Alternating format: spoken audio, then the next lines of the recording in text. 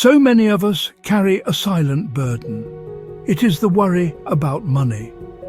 This worry can follow us from the moment we wake up in the morning until our head hits the pillow at night. It can feel like a heavy weight pressing down on our chests, making it hard to breathe. We look at the bills piling up on the kitchen counter. We see the rising cost of groceries at the store. The price of gas for the car seems to climb higher and higher.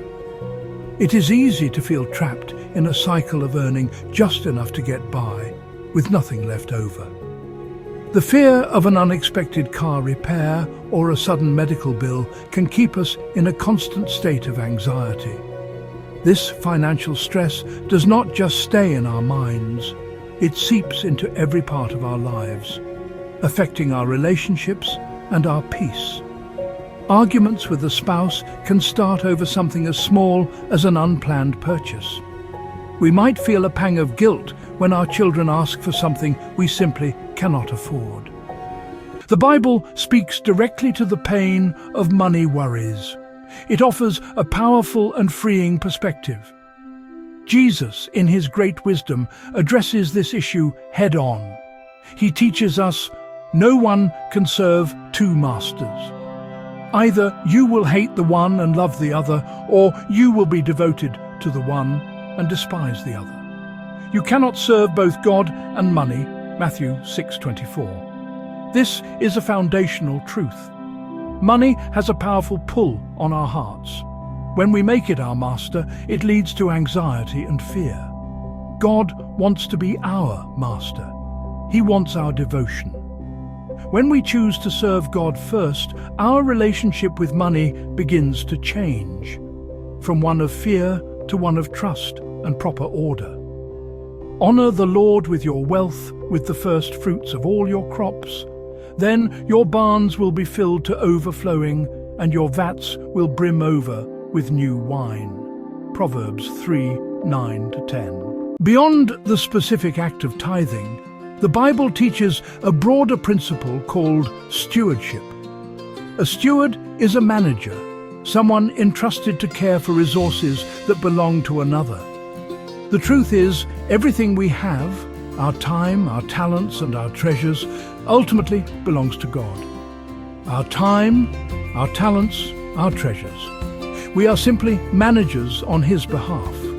Remember this: whoever sows sparingly will also reap sparingly, and whoever sows generously will also reap generously. 2 Corinthians 9:6. This is an agricultural principle applied to our finances, our time, our love. Each of you should give what you have decided in your heart to give, not reluctantly or under compulsion, for God loves a cheerful giver. 2 Corinthians 9:7. This is the heart of good stewardship. It is about finding joy in participating in God's work. Understanding these biblical principles is the first step, but faith is demonstrated through action. Taking small, practical steps is how we begin to walk in financial freedom and peace. These actions are not complicated, but they require discipline and a commitment to honor God with your finances. Here are a few clear, simple actions you can begin to take today.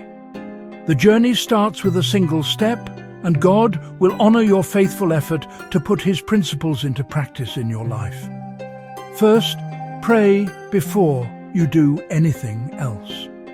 This is the most important step. Ask God for His wisdom and guidance. Confess any fear or anxiety you have about money and ask Him to replace that fear with His peace.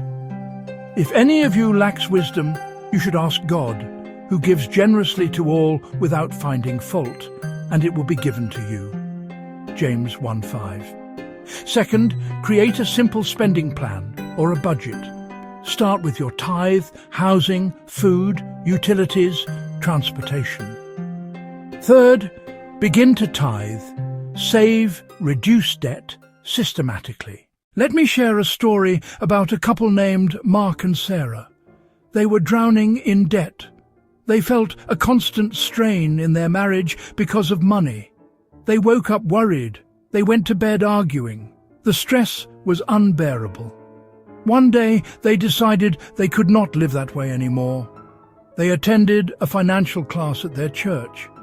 They heard these biblical principles for the first time. It felt overwhelming. But they decided to take one small step.